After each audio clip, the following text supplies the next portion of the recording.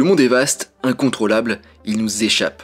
C'est excitant pour certains et effrayant pour d'autres. Et aujourd'hui, on va le miniaturiser ce monde. On va le transformer en un vaste terrain de jeu. Je dirais même un vaste terrain de jouets. Dans ce podcast, on va apprendre à appliquer un effet maquette à nos photos. Allez, en avant, Guingamp. Alors avant de commencer, je vous rappelle que vous pouvez retrouver l'article complet sur photomaniac.fr.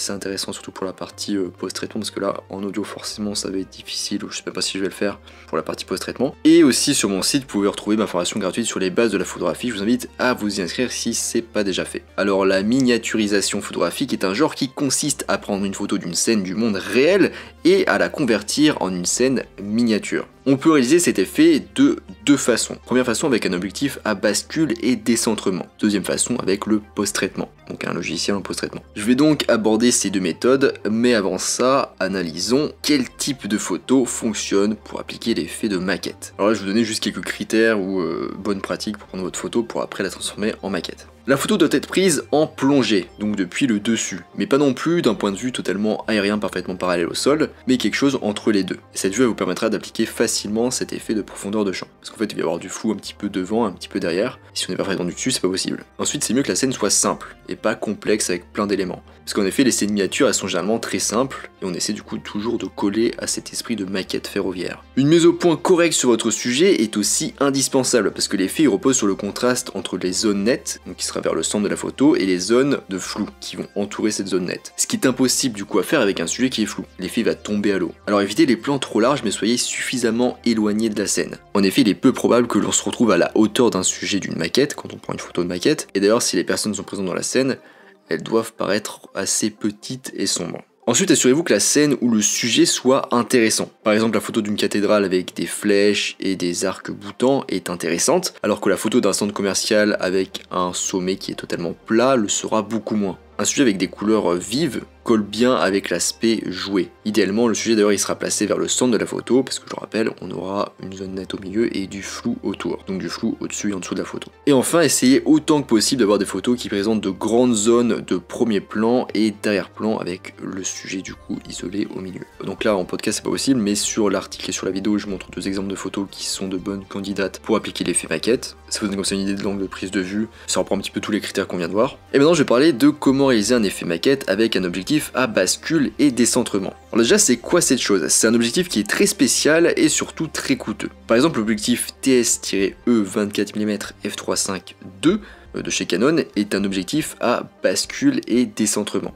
Son prix 2000 €. En vérité, c'est le même prix que les autres objectifs de la série L, donc c'est pas spécialement plus cher qu'un objectif pro, mais ça reste une somme assez conséquente quand même. Alors, ces objectifs, ils permettent de basculer et décentrer l'objectif par rapport au boîtier, comme son nom l'indique. Alors toutefois, ce type d'objectif ne permet qu'un léger basculement et décentrement par rapport à ce qu'on pouvait faire historiquement, j'en parle d'ailleurs dans l'article, et vu le prix, c'est pas un choix à prendre à la légère. Mais si vous n'avez pas de limite financière, ce matériel va beaucoup vous amuser. Alors les objectifs à bascule et décentrement, ils ont deux molettes. Ils ont une molette qui contrôle la bascule de l'objectif, la molette T du coup pour tilt qui veut dire bascule en français, et une molette qui contrôle le décalage de l'objectif, donc la molette S pour shift, qui signifie décentrement en français. Alors la molette T tilt à bascule, c'est celle qui va nous intéresser. Elle permet de réaliser une inclinaison qui modifie le plan focal, donc qui est la zone la plus nette d'une photo, en inclinant l'objectif par rapport au capteur. Dans ce cas-là, le plan focal n'est plus parallèle au capteur du boîtier, mais incliné du coup. Et d'ailleurs, ce système, il offre aussi la possibilité de faire rentrer dans le plan focal deux éléments situés à des distances différentes dans une scène, ce qui n'est pas possible habituellement avec un plan focal parfaitement parallèle au boîtier.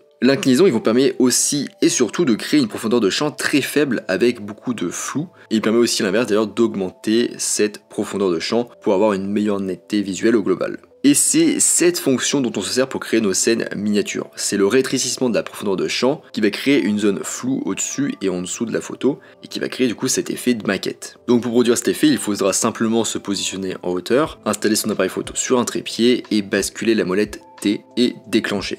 On a aussi du coup une deuxième molette S-Shift pour le décalage ou le décentrement qui permet de décaler l'objectif, mais ce n'est pas ce qui nous intéresse ici pour l'effet miniature, mais pour les plus curieux j'en parle dans mon article que je vous laisse aller voir sur photomaniac.fr. Alors ensuite, réaliser un effet de maquette en post-traitement. Alors il n'est pas nécessaire d'avoir forcément Adobe Photoshop et Adobe Lightroom, mais si vous les avez, ils vous permettront de créer l'effet de maquette très rapidement et simplement, c'est pour ça que j'en parle ici. Si vous n'avez aucun de ces deux logiciels, vous avez aussi des applications et des sites gratuits qui sont disponibles. Je vous laisse aller voir du coup les listes dans mon article. Maintenant on va voir comment faire l'effet de maquette avec Photoshop. Donc c'est assez simple et rapide, je vous invite vraiment à aller voir la vidéo et l'article parce que c'est mieux visuellement de voir un petit peu comment on fait.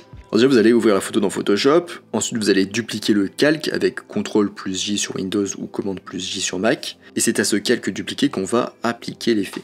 Ensuite vous allez vous diriger vers le haut, là vers la barre en haut, vous allez cliquer sur filtre, puis galerie d'effets de flou, puis bascule décentrement. Vous allez du coup atterrir dans le module flou de type bascule décentrement. Vous verrez que sur la droite vous pouvez également ajouter d'autres formes de flou, mais généralement c'est plutôt inutile donc on ne les touche pas. Et vous verrez du coup que dans le module, quand on arrive, il y a déjà un masque qui est appliqué sur notre photo. Il ressemble un peu à une sorte de filtre gradué mais en double. Et d'ailleurs il fonctionne de manière très similaire à un filtre gradué. On a l'effet qui s'estompe vers le haut et vers le bas à partir de la ligne centrale. Et on a aussi des lignes qui nous permettent de contrôler l'effet et sa progressivité.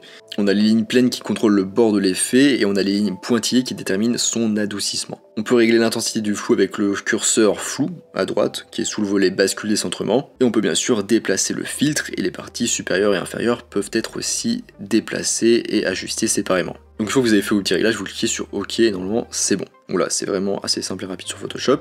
Alors petite remarque, pour obtenir un effet plus joué, vous pouvez toujours augmenter la saturation, parce qu'en effet dans les scènes miniatures en général les couleurs sont assez vives et saturées. Et vous pouvez aussi ajouter un filtre gradué en bas un peu plus sombre pour assombrir légèrement. Ça peut améliorer l'effet. Maintenant on passe à comment faire l'effet dans Adobe Lightroom. Vous allez sélectionner l'outil filtre gradué avec le raccourci M, au clic de souris comme vous le souhaitez. Vous allez appliquer le filtre du coup sur le bas ou le haut de la photo, vous allez appuyer sur la touche O pour voir visuellement en fait ça va s'afficher d'une couleur là où le filtre s'applique.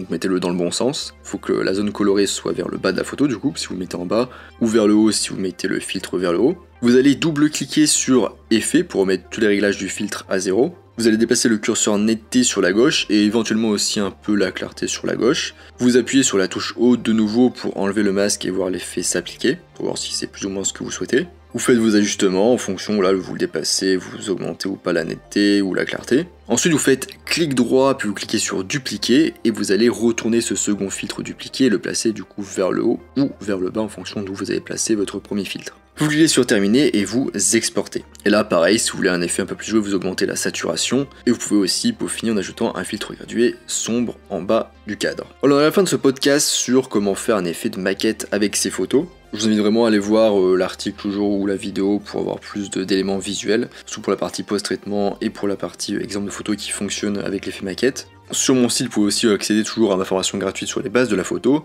Moi je vous laisse ici à votre miniaturisation et je vous dis à bientôt sur les internets mondiaux.